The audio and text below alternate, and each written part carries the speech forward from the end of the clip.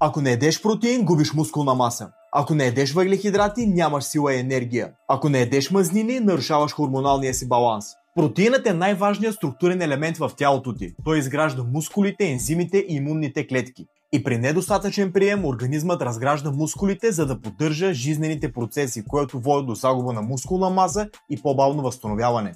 Въглехидратите са основният източник на енергия за мозъка и мускулите. Най-подходящи са естествените пълноценни източници – картофи, ориз, овес, плодове и пълнозърнести продукти.